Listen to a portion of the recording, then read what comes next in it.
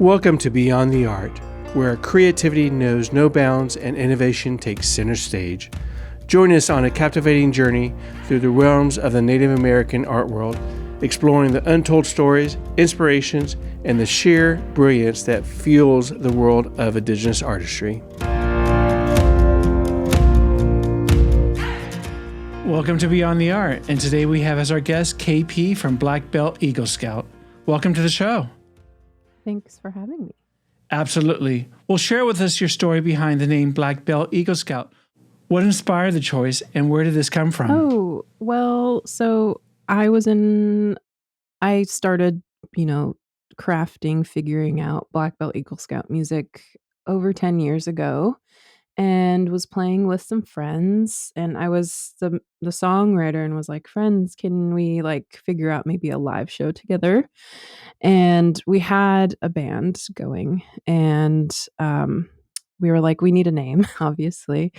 And so one of my friends was like, okay, what about Black Belt Eagle Scout? Or what about this other name, which I'm not going to say because it's just like this silly side joke.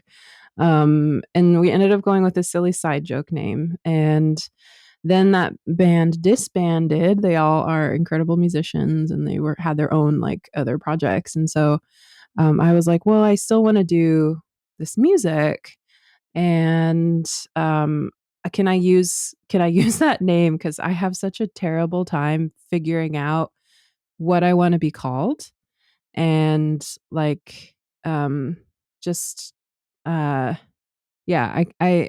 I can never make a decision. And so I'm always like, can someone else please make a decision for me? But I think the name itself, Black Belt Eagle Scout, was mainly just conversational. Do you think that there's a black belt and an Eagle Scout out there? Do they exist? And since touring under that name, yes, they do exist. People have come out to the shows and they were like, are you a black belt and an Eagle Scout? Or they're like, I'm a black belt and I'm an Eagle Scout. So that's something funny that has happened since the name came into existence.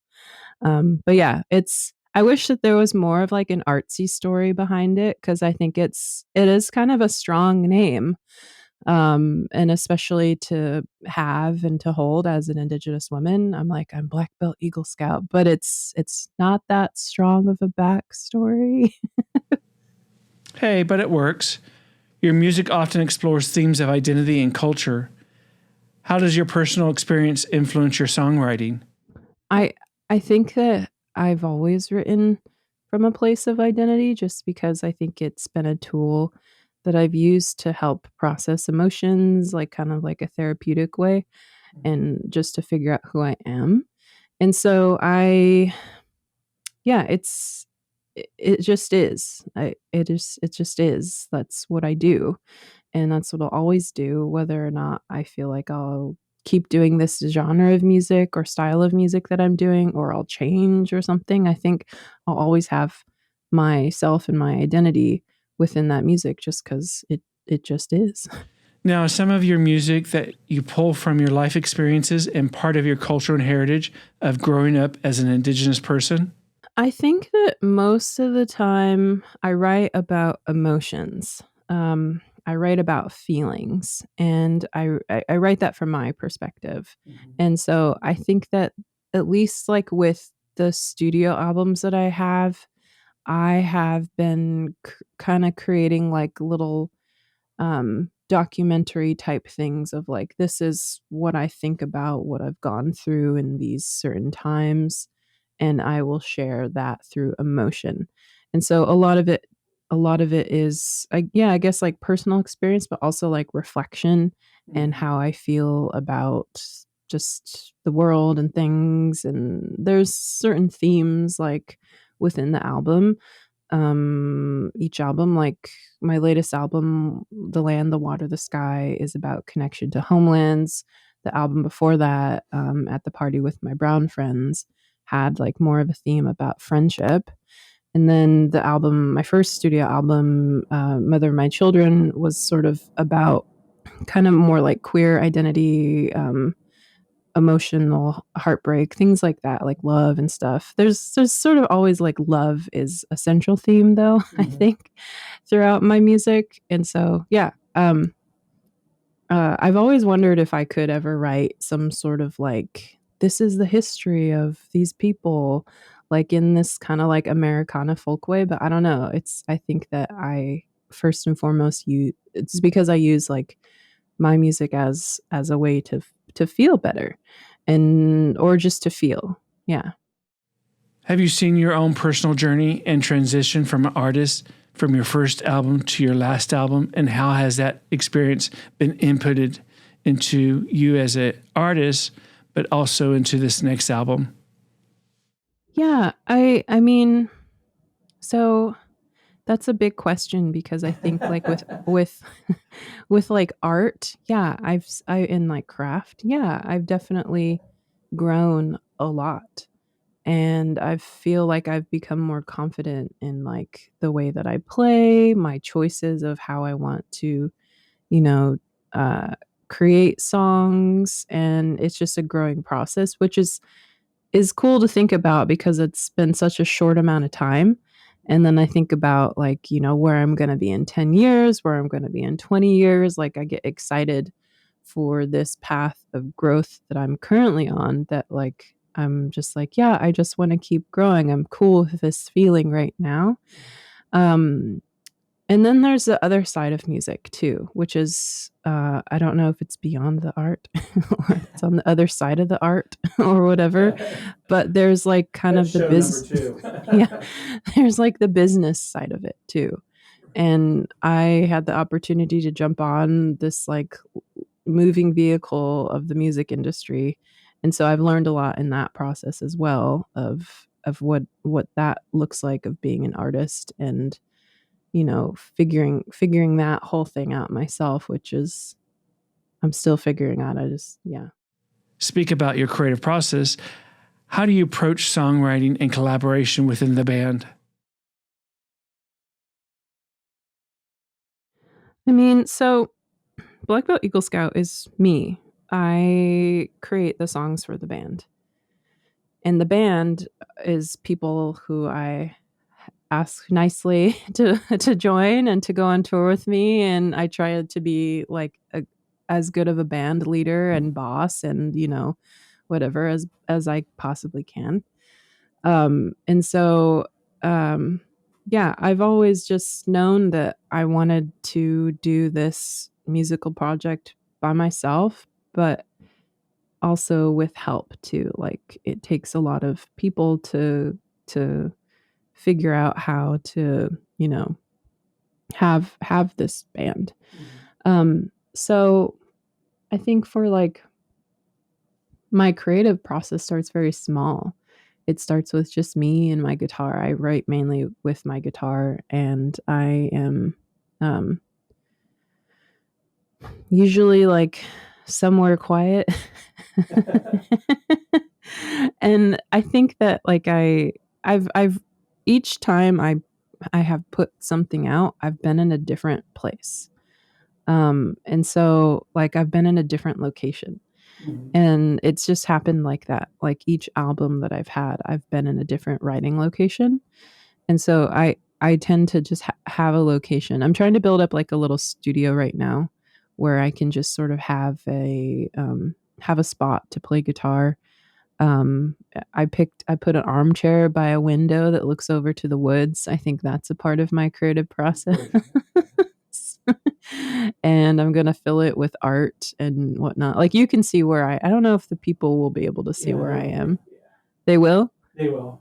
Oh, great. Okay. Well, I'm in a messy office right now. It's not my studio, but you can see it doesn't have any stuff on the walls.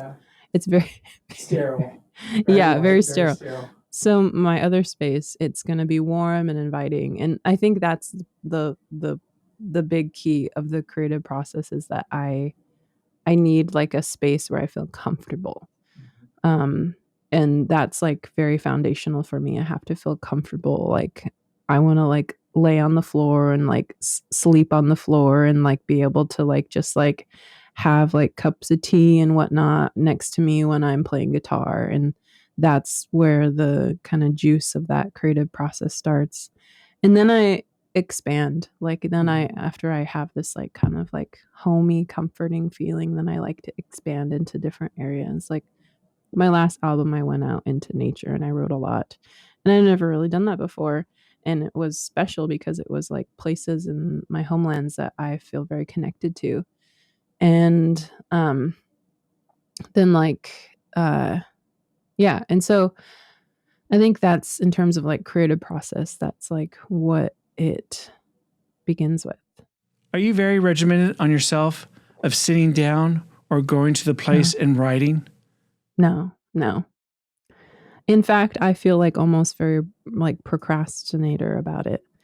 Like I think that like cuz I know that like once I sit down and play guitar, I'll be very happy, but I just can't. And I think that also has to do with like all the things that I do in my life.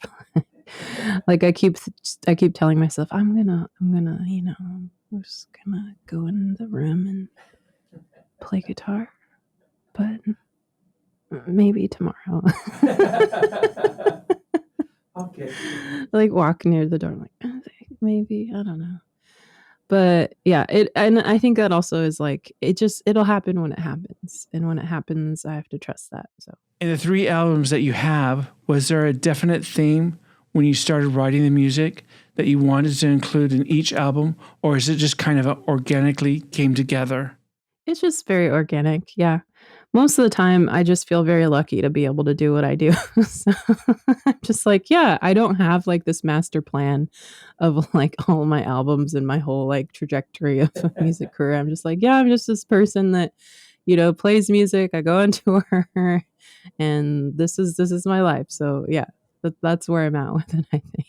In your opinion, how has the music industry evolved in terms of inclusivity and representation, especially for the Indigenous and unrepresented voices?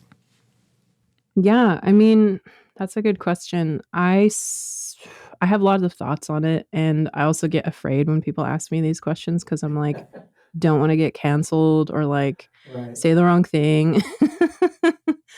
But I think that there still needs to be more space and opportunities for Indigenous musicians. I still feel like I'm very much alone sometimes whenever I'm out on the road and on tour. Like I don't see a lot of Indigenous musicians getting the same opportunities that I have. And I also feel like I have to be the one to give people opportunities too, because I have this like foot in the door. Like I was looking on Instagram yesterday, and Sterling Harjo posted something about this interview he did, which was essentially like, I can't just go in this room and like just be myself. I have to, hold the door open for people.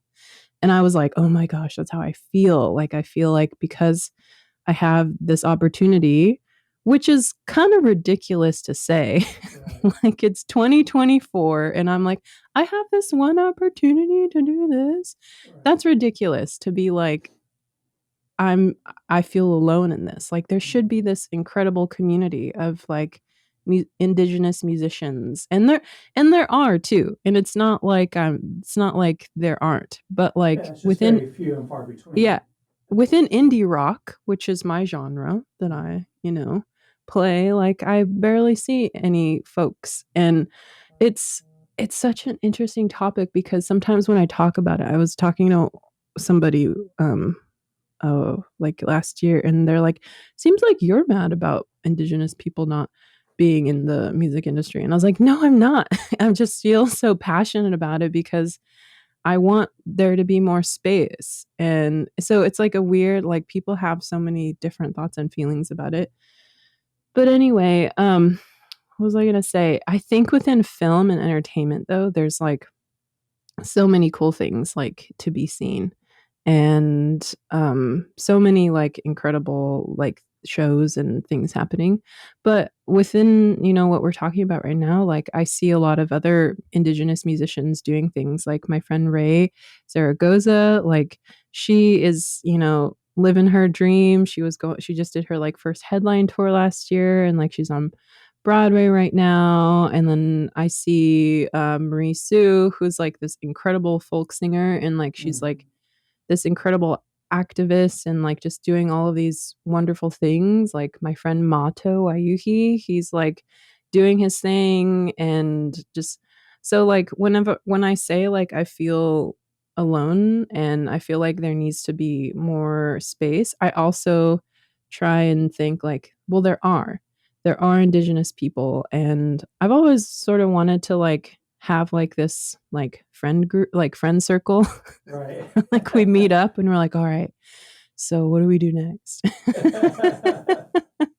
So yeah, I think that's where I feel about it and like yeah. And so cuz and I know that like when somebody listens to this podcast they're going to be like, well, there's this person and that person and there are too. Like yeah, definitely.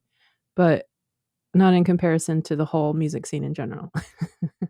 I mean, like you said, there's plenty out there. It's just the exposure and opportunity to hear them. Are there any specific artists or genres out there that have influenced your sound? I always try and think like what's the best way to answer this question.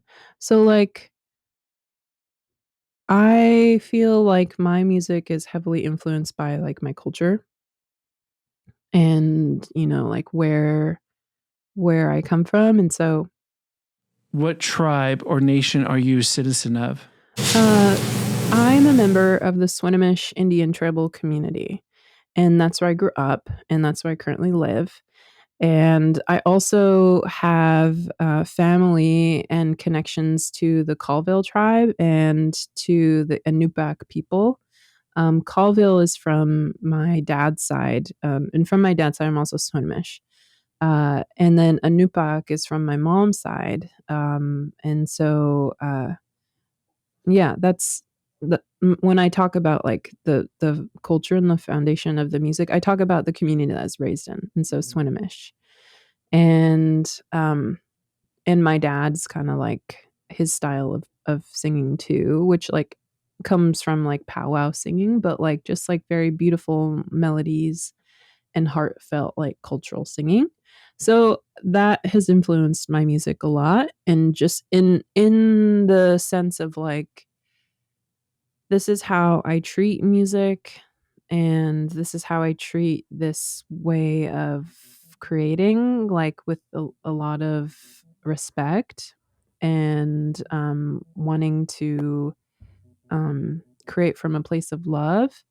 And so um, I think that's probably why I'm like walking around and being like, I don't know if I want to play today because because my dad always says like play from your heart, and then there's this other like very I think very much lives within a lot of native community households that is like that says like you know do something well, what is it, it's like um you have to come from a good place, like doing something from a good place. Like if you're not coming from a good place, what you're doing is going to, you're going to have negativity or whatever or bad thoughts within the work, within the food, within whatever you're doing.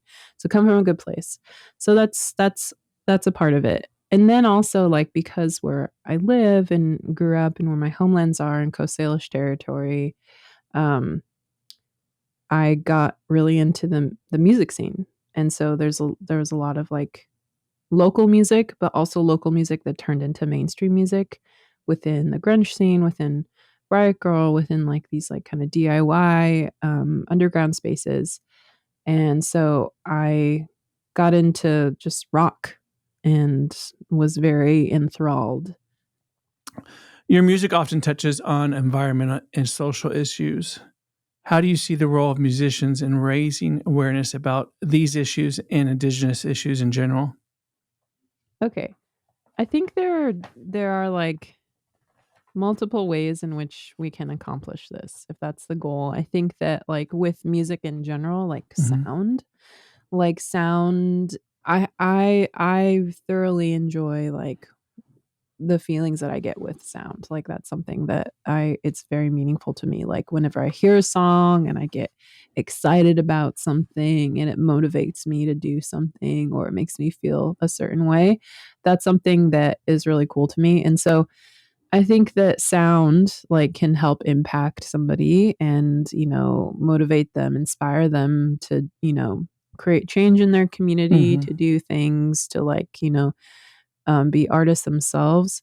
And then I think that there's the work that musicians actually do within their platforms of however whoever they are, if they have a big platform, if they have a small platform, just the type of work that can be accomplished in like creating change within like environmental and social things. And so like, whether it's online or if it's like going out and participating in things, organizing, I see a lot of that. And so but also like I want to bring something up too. Like I saw somebody write this on Instagram, and they were saying like it was like let's get rid of the word like activist, and let's just all just be and just come together, and we don't have to try and be activists. We can just like be in our communities and trying to create change, and it doesn't have to be this whole thing like.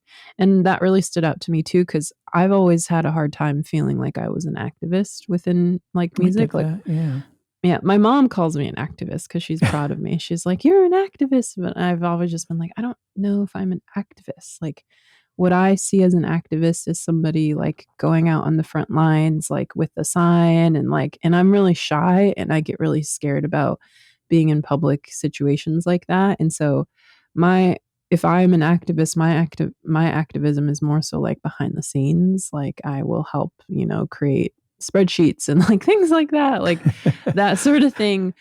And not so much be like public facing, even though my band is public facing. Yeah. And so there's you're these on stage. like, yeah. But it's like, it's this different element too. So, that really stuck out to me because it sort of gave me permission to feel like an activist, even though I didn't necessarily have to identify with the word activist. So that's something too that I've been thinking about lately and have been kind of just processing and what that means. But yeah, that's a great question. I feel like there's a lot to say about that. That could even be its own podcast, because I think there's so many elements that can draw from like social and environmental, campaigns that people are working on. So yeah, True. I look at it as building bridges and building a community. It has to come from within, and how you do it. You can be active without the ism in it, I guess. Yeah. Soft Stud received critical acclaim. What was the inspiration behind this song, and how did it feel to receive recognition for your work? Oh, just good old queer heartbreak, and it was awesome. Like I love that people love that song, and I'm like, I should write more songs where I repeat the line over and over again, because I think people like that. Yeah. So anyway, yeah, I mean, I love playing that song also too, because there's a guitar solo. Kind of sometimes feels like maybe at this point it's too long. Right. But then when I play, I'm like, no, it's good. You should continue playing it. As a musician, how do you navigate the balance between staying true to your artistic vision and meeting the expectations of the industry or audience? Yeah, it's hard. Yeah, it's when you get in capitalism, it's hard. And when you are having to create your art as a form of like a job or career, it's hard. It's challenging for me. I will say, maybe other people are like, no, girl, what are you talking about? It's totally fine. But for me, I I I struggle with it because I will push myself really hard. I I almost pride myself on the fact that I'm a really hard worker. I will work really, really hard, and then I'll get burnt out.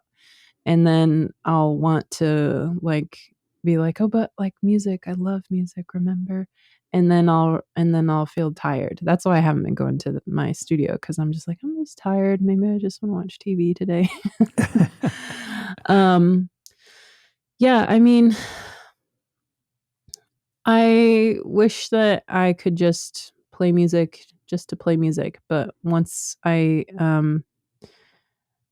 agree to go on tour and to promote something, then it just kind of gets into this different element of like you have to promote. And yeah. Does it put you in a different mindset that you maintain more of a focus? Maintain more of a focus. I don't know if that's what I do. I mean, also on the other hand, I really love going on tour. I think it's really fun. And if I was not having fun, I would not do it.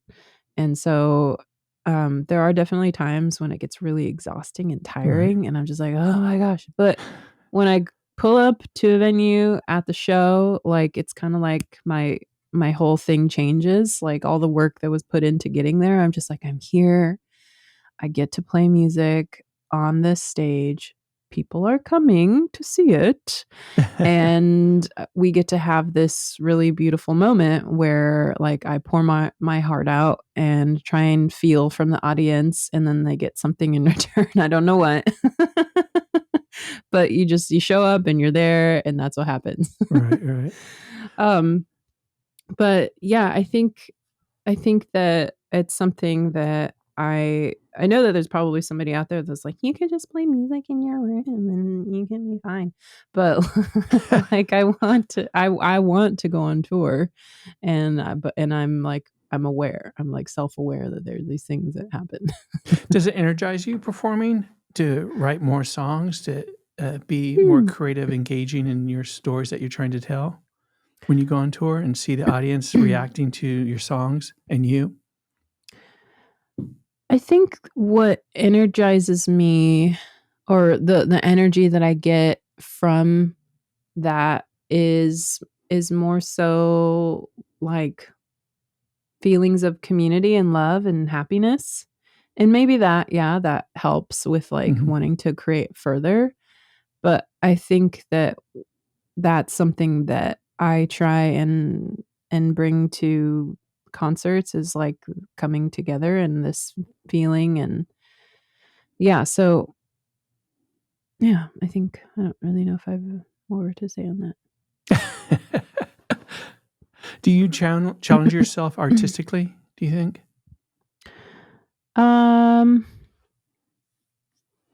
Yeah, I think so. I felt like I challenged myself definitely artistically in the last album that I did. I was a lot more collaborative, and I'd always been afraid to be collaborative. And why is that? A variety of reasons. One of it was like trying to prove to myself that I could do everything by myself. And that has this whole other element to it of like, just in general, I think people will try and do that. But Right. like when you're a native girl that grew up on a reservation that like goes on tour and does this thing and like, doesn't see a lot of yourself out there, like Right. there are these weird things that go on in your brain where you're like, I have to prove that I have to be this way so that I can feel, Right. I don't know. So there's that too. And then I sort of started being like, well, those are really hard. It's hard to do that. Maybe I want some help. And this last album, I stepped into that zone of wanting more help and wanting to feel into this collaborative way. So yeah, that was something where I felt like I pushed myself with like working with people and hearing people's opinions and thoughts about how my music should go and like certain things. And so that puts in a different element too, which was really cool. Like it was really awesome to be able to do that. I worked with a producer. Her name's Takia Reed, and she's in this incredible band called Divide and Dissolve. She is Black and Cherokee. And so we wanted to kind of fuse together our identities and like, figure out like, what is this Black Belt Eagle Scout music? And through her, we really like invited people in to play on the album, to, sing on the album, and to kind of open up this little Black Belt Eagle Scout book a little bit more. And rather than like people being able to just like see the front cover, I was like, here, let's, first chapter, come in to the creative process. Here's the book. So is this something that you're looking forward to doing again? Is there anyone in particular that you want to collaborate with? Actually, like for the next album, I don't know what I want to do. I definitely am open to collaborating with people in the future. I am picky though. Like I want to have a good connection with somebody. And so I live in my reservation, and there aren't any producers where I live. And so I'm a little bit like isolated from that realm right now of like, I don't live in like Los Angeles or like New York City, where like you go someplace and maybe there's a producer that you run into. You bump into them down the street. And that would be cool if there were producers here on my reservation, but my reservation is really small, so there aren't. So I honestly kind of want, and this is another like prove to myself moment, I really have been wanting to record an album all by myself. Like, I think that's a goal that I have, which also like isn't like, I feel like sometimes I should feel bad because of I'm like trying to prove to myself that I can do this, but also aren't those what goals are, Absolutely, trying to get to a goal. So like I can do the things in an album, which is like I can produce an album. I can play pretty much all the instruments on an album. I can like help, I can create this album, but I haven't ever been able to record an album because I don't know how to record. I sort of do, but like I'm not like a, professional recording engineer. Like I set up this microphone and I have a little small interface, and I, remembered I have to, and like I remembered I have to jiggle the little thing to make it, and like slides up and down, and and like I can like piece together something. And so that is something in my life that I would be so proud of myself if I recorded an album all by myself, and if it was able to be out there and like, I could tour it and I could, have it physically available and people would listen to it. So that's been something that I've been slowly working on in my artistry, is creating a studio where I can do that. And so like it's expensive to create like a really nice studio. Like you have to buy all this equipment, and like if you want like nice sounding things, you sort of have to buy maybe nicer equipment. Not always, but like at least a really nice microphone. So there are these slow processes that I've been going towards. So I might do that. I told people I would. Oops. Uh-oh. I know. Oops. Now it's out there. Oops. I might do that, or I might work with someone else. We'll see. But it is a goal of mine. So, to create this studio. I've always wanted to actually like have my own podcast. Really? So yeah. I've been thinking a lot about that this last year. And so like, how do you like it? I love it. It's inspiring for me, being a creative on doing something completely different. Because I do have two podcasts. There's Beyond the Art, which is mainly focused on the Native American art world, everything from musical performances, film, the arts and the crafts, and culinary arts. It's all encapsulated into this show, Beyond the Art, about the Native American Indigenous art world. The other one is called Beyond the Design, which is my day job, I created and launched a furniture collection about 6 years ago that's Native American inspired. From my heritage, I'm Cherokee and Delaware. So I talked to designers and architects and landscape architects and manufacturers and things. So I'm getting off rail, but I love it. I really, truly love it. It takes a lot of time. I have a producer. We're a one-stop shop. We do have a studio, but it's about the booking and the follow-up and the editing, and it's a lot of work. Yeah. Not going into it and not knowing, it'd be like you just being thrown into a recording studio. It's like, oh crap, what do I do? Oh, okay, I push this button. Yeah. Yeah. But it's fun. It's fun because I've had the opportunity to meet a lot of amazing individuals like yourself that I probably would not have met otherwise in this world. And hearing their stories and journeys and how they've kind of interconnected and same experiences from myself and the audience. So Mm-hmm. it's a good way to broaden the horizon of myself, but others out there that are interested in what you do and what others do. Cool. That's awesome. Long-winded answer. Yeah. Yeah. I mean, I've been fortunate to just be able to be on people's podcasts. And so, like, from a technical aspect, like, I've seen the stuff that people use. And that's what I think that's a part of like my interest. I'm like, I have microphones. Maybe I should, Yeah. Well, plus there's various extremes of how you want to do a podcast. There's podcasts that people do from their homes. There's podcasts that, like we do in a studio, and we do have professional equipment. We're also on YouTube, so there's a visual component since we're talking about Native American art world. People want to see, or you could do it, in your car with your phone. I've seen people actually do podcasts on their phone. So it just, how you want to do it and how you want to get the word out and the experience for the end user listener.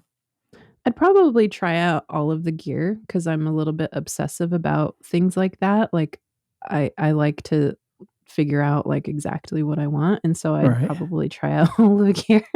I saw someone, I was interviewed in Santa Fe, and the interviewer, she had like this, like just like this suitcase full of like kind of like gear. And like it was really cool. I can't remember what it is. I took a photo of it, but it's like just showing up somewhere with your like suitcase of gear and like things like that seem cool to me. But, Jesse actually has a suitcase because we've done on-site interviews sometimes, not in studio interviews. And so he has his equipment he sets up. We have the light, so I look pretty and, we sound good. And but I like the studio environment because it's nice. It's comforting. I think it's comforting for the person on the other side. So, yeah, try it out. Cool. Never know. Yeah, I probably will at some point, maybe this year, but depends how busy I am. Well, see, you got a good platform and a good sound, and as you said early on as we began this, the other musicians out there, and the ones that are in the rural areas that are making a sound and they're very unique, and helping them elevate themselves so people can hear what they have to say. Yeah, I think that's also I love listening to podcasts, and so and I don't like social media. And I was like, man, like if I could just share out what I'm working on, what I'm doing in this other way. And I was like, should I have a newsletter? Like, should I? And I was blog. Blog. I was like, but it'd be really cool to just have a podcast and to just like have people on it who are my friends, and we'll talk about what we're doing, and I'll share what I'm doing too. And like, and have it be like long format. So like people just turn it on and they're like really long car rides and just listen to conversations. Like that's something that I was like, I should do that. Just go watch TV. I'll watch TV. Or maybe I'll just go watch TV. I don't know. Yeah. So anyway. What motivates and inspires you creatively? Oh, what motivates and inspires me? A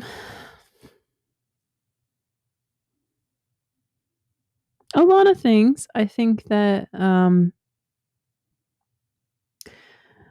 I think that I get inspired a lot by just like my family and my community and what they have gone through in their lives and how that pushes me to continue on with what I'm doing. Um, I got really inspired when Lily Gladstone won a Golden Globe. And I was like, wow, this is incredible. And so, like, things like that, seeing other Right. people like succeed is really inspiring. And I get inspired when I like walk down a path and I see like these really beautiful salmon berries and like all those sorts of things. Like, yeah, there's a lot that inspires me um, and motivates me uh, that I need to remember actually. So thanks for this question because I need to remember those things sometimes because I think that with the like hustle and bustle of our daily lives, like I Mm-hmm. sometimes forget, like, oh Sure. yeah, like this is what inspires you. You should seek these things out. Yeah, So you have some tour dates coming up. I You do. you ready to get on the road? I think so. Yeah. Um, yeah, I think so. I have a lot to figure out, and so yeah, that's why I say I think so because I have a lot to figure out before that. But I am also really excited for those shows. The majority of the tour is around North America, and it's a support tour. So I'm opening for a band, Mhm. and it's one of my favorite bands. They're called Slater Kinney. I grew up listening to them.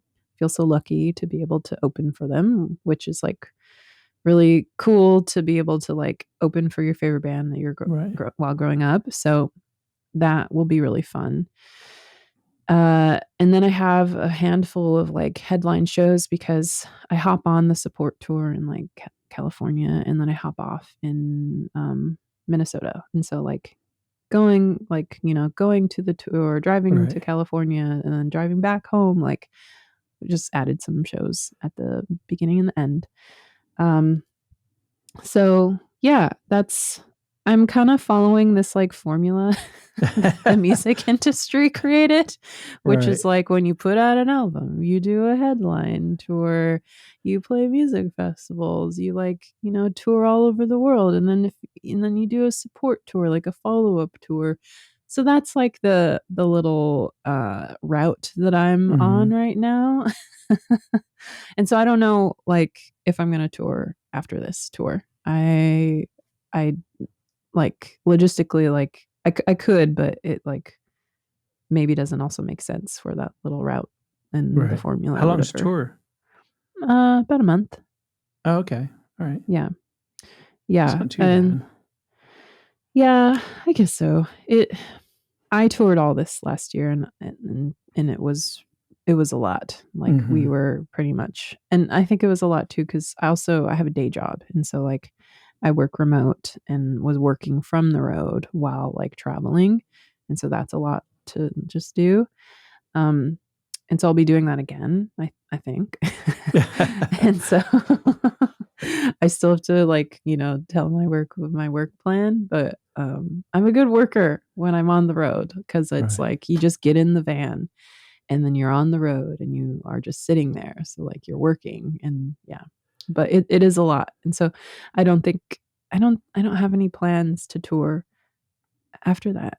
I have like maybe one or two like random shows at a festival and yeah. So we'll see how long it'll take for me to tour again after this. Like, I'm done. I'm gonna watch TV. Yeah, I mean there's a lot of good shows. I was just watching Echo last night. I have to catch that. It's It on was my. good. I Is gotta it? catch up. Gotta All catch up right. on the shows. I'm still waiting for Res Dogs to come back. It's like it's got to come back. It's not going Yeah, to happen, but I mean like I would be into a spin-off of something if they were to happen. But definitely. yeah, so yeah. So what's next for you, KP and Black Belt Eagle Scout? Yeah. I I'm going to be putting out this like kind of music documentary Really? video. Yeah. It's Very just cool. like a short. It's a short. It's a like short. It's a short. So, my friends, Evan and Nye. Evan did the video work. And I've worked with them for a lot of my music videos. So, and then Nye is my touring bandmate and did like the audio for it. But it's basically just like a live video footage of our concert that we played in Albuquerque, New Mexico at Sister. And then I think maybe some like tidbits of other things of people at the show. One, like I've always wanted to have like live, like here's Black Belt Eagle Scout playing online, because there isn't a lot of that other than like when we do like radio shows or, stuff like that. And then also Sister in Albuquerque is one of our favorite shows to play. And so I wanted to capture the energy of that show. Very cool. It's one of those shows where the majority of the people at that show are Native. And so it's a really cool experience to be able to like go on tour and then have one of your shows be almost all Native people coming out and getting rowdy and like being just fun. And yeah, so that's what's next immediately. And then I don't know, we'll see. I hopefully will walk into my studio and sit at my armchair and look at the woods and write a song. There you go. Well, KP, it's been a pleasure to have you on the show today. Thank you for taking the time, and much continued success to you. Yeah, thanks for having me. Absolutely. Well, we will talk soon then. If you enjoyed Beyond the Art, you'll love the American Art Collective podcast, hosted by me, Maggie Civic, and Michael Clausen. The American Art Collective invites listeners into the studios of some of the most important artists working today, as well as gallery owners, auction specialists, and curators from around the country.